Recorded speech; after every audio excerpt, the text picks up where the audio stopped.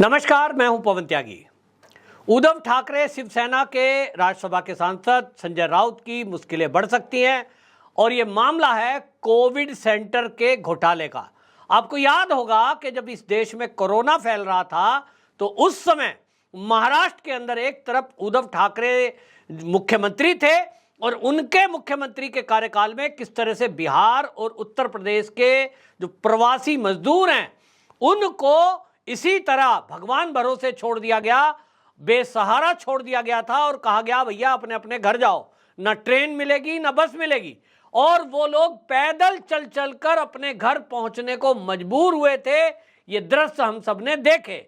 उसी बीच सेवा के नाम पर सरकारों को जो केंद्र सरकार ने मोटा मोटा बजट दिया था कि आप ऐसे कोविड सेंटर बनाइए जिसमें लोगों को रखा जा सके, तो उद्धव ठाकरे की सरकार के तहत वहां जो कोविड सेंटर खोले गए उस समय जो बीएमसी है उसने आगे ठेके दिए और बीएमसी में जो ठेके दिए गए कोविड सेंटरों को बनाने के घोटाले हुए कि जहां बेड नहीं है वो बेड दिखाए गए, डॉक्टर और नर्स भी ऐसे रखे गए जो वो एक्चुअल में ट्रेंड भी नहीं थे, डॉक्टर ऐसे रखे गए दिखाए गए जो कोविड की बीमारी में इलाज करने की योग्यता ही नहीं रखते थे।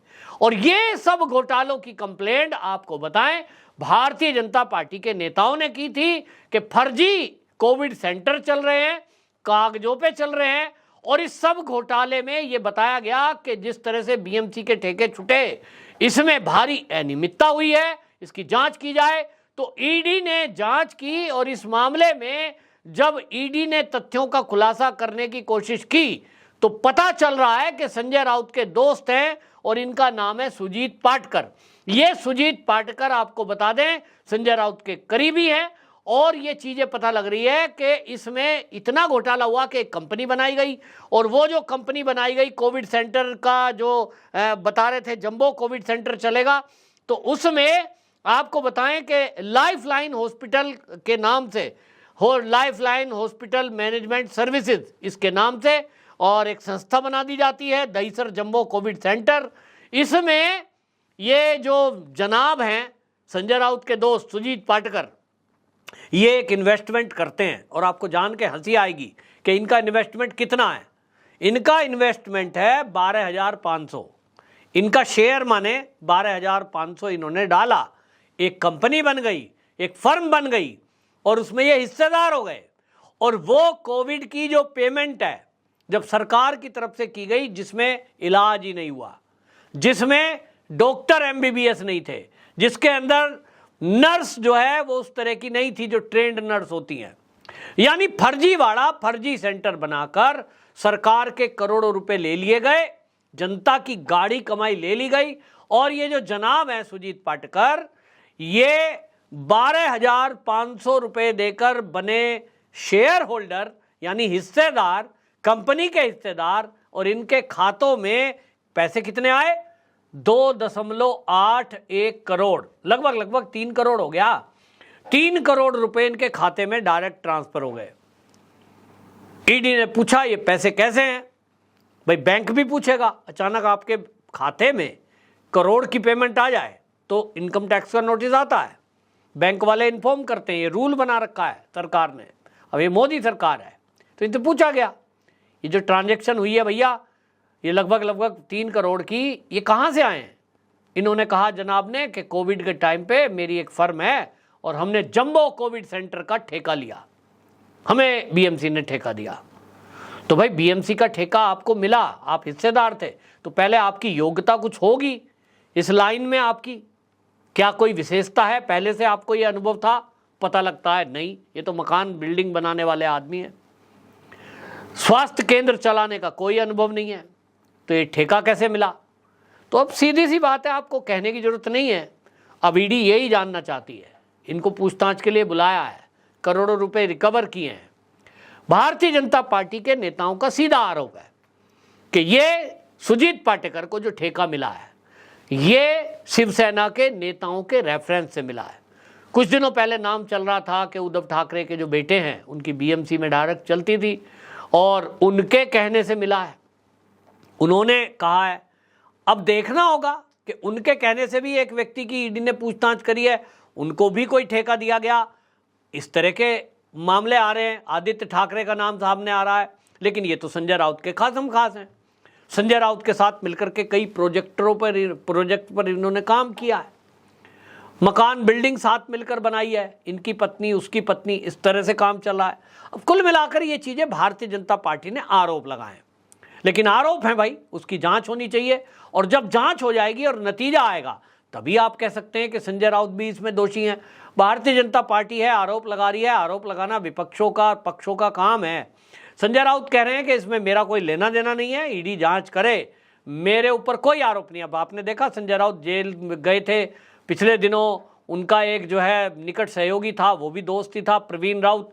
और प्रवीण राउत के ऊपर आरोप लगे थे कि किस तरह से उसने पत्राचाल घोटाला जो हुआ, यानी पत्राचाल एक ऐसी चाल जिसमें गरीब लोग रहते थे, सरकार की तरफ से तय होता है कि भाई उनकी चाल को तोड़कर, क्योंकि वो जर्जर अवस्था में है, नए मकान बनाए जाएंगे और गरीबों को वो मकान दिए जाएंगे, जमीन उनकी बनाने का काम सरकार का।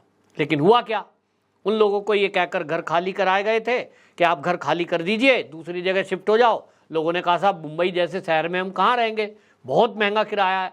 सरकार ने कहा हम आपको किराया भी देंगे। जब किराया भी मिलेगा तो लोग तैयार हो गए कि चलो भाई सरकार बड़ी अच्छी है, ये हमारे लिए मकान भी दे रही है, हमें किराया भी दे रही है, तो रह लेते हैं। कांग्रेस की सरकार थी, बाद में आ गए उद्धव ठाकरे जी। उद्धव ठाकरे जी आ गए तो किराया बंद हो गया। फिर वो पता चलता है कि वो जो जमीन थी गरीबों की, जिसमें फ्लैट बनने थे 700 के करीब, वो तो बिल्डरों को बेच दी गई। अब वहां बिल्डिंग बन रही है। वो जो गरीब लोग थे वो पहुंचते थे, भैया इसमें हमारा भी फ्लैट है। उन्होंने कहा चलो चलो ये तुम्हारा फ्लैट नहीं है, प्राइवेट लोगों को बेच दिया गया। अब लोगों ने कंप्लेंट करी कि हमारे साथ तो धोखा हो गया। हम जहां सालों साल से रहते आ रहे थे, 2-2 पीढ़ियां 3-3 पीढ़ी, वो हमारी जमीन थी, सरकार ने धोखे से खाली कराई। उद्धव जी हमें बचाओ। उनको लग रहा था कि ये शिवसेना है, ये उद्धव ठाकरे हैं, इनके पिताजी कहते थे हम गरीबों के लिए हैं। लेकिन भाई न्याय नहीं मिला, रोते बिलखते चले गए, बहुत लोग मर गए, हार्ट अटैक आ गया, गम में मर गए, इन पे कोई फर्क नहीं पड़ा। उसमें जो ये काम करने वाले थे, उस एवज में पता चलता है कि संजय राउत की पत्नी के खाते में 55 लाख रुपए आए। अब ये 55 लाख कहां से आए, क्यों दिए, पता लगता सब प्रवीण राउत की जो पत्नी है उसने दिए। संजय राउत कहते हैं उधार दिए। भैया ये उधार कैसे थे, बगैर ब्याज बिना कुछ के, उनके पास कहां से आए, तो पता लगता है उनके पास उनके पति ने दिए, प्रवीण राउत ने।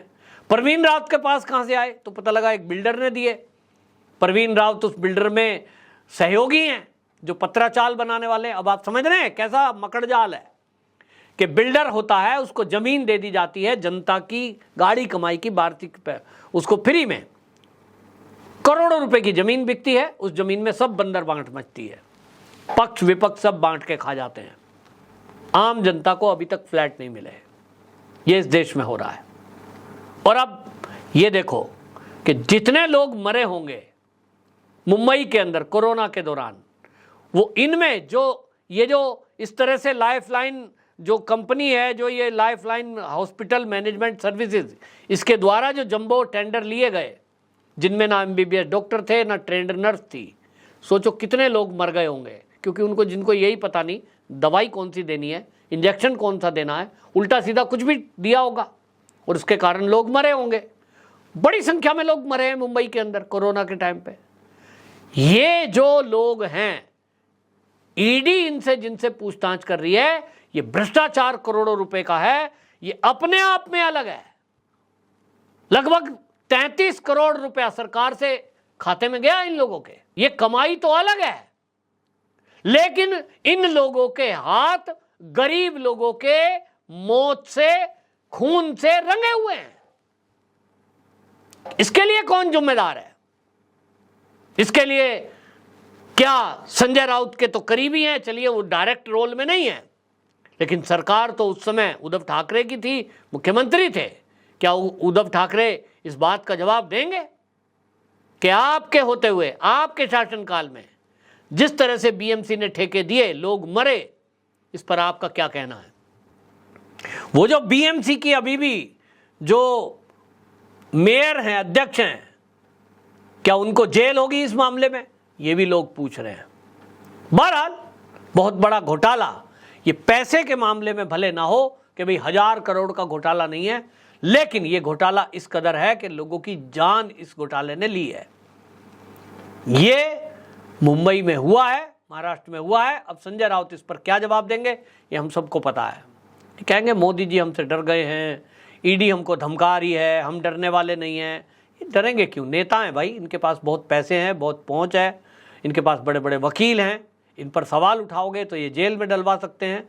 हमने देखा जब उद्धव ठाकरे जी मुख्यमंत्री थे किस तरह से रिपब्लिक भारत चैनल को बंद करने की पूरी साजिश रच दी गई, अर्नब गोस्वामी को जेल में डाल दिया गया। ये कुछ भी कर सकते हैं, ताकत इनके हाथ में थी, वो तो अब ताकत नहीं है, चली गई। भगवान है, भगवान ऊपर देखता है। गरीबों की हाय लगती है जिस व्यक्ति को, वो बचता नहीं है। लेकिन इस देश के न्यायपालिका और सड़े गले कानूनों के चलते ये नेता कॉलर ऊपर करके घूम रहे हैं। ये कब जेल की सलाखों के पीछे जाएंगे, ये इंतजार उन लोगों को भी है जो पत्राचाल में लुट गए और उन्हें घर नहीं मिले। उन लोगों को भी इंतजार है जिनके परिवारजनों की मौत कोरोना में उन हॉस्पिटलों में भर्ती होने से हो गई जहां ट्रेंड नर्स और डॉक्टर नहीं थे। मुझे तो लगता नहीं है कि संजय राउत या इनके करीबी कभी जेल जा पाएंगे। अगर ये कहीं लिंक्ड हैं तो भी आपको उम्मीद लगती है तो कमेंट बॉक्स में जरूर बताएं। मैं तो बस इतनी बात कहूंगा कि मोदी जी ये जो कानून है और न्याय प्रणाली है इसको बदलिए, एजेंसियों को भी एक्टिव करिए ताकि इस तरह के लोग जल्दी से जल्दी जेल जाएं, ताकि जिनको जख्म मिले उनको थोड़ी राहत तो मिले। आपकी क्या राय कमेंट बॉक्स में जरूर बताएं। वंदे मातरम।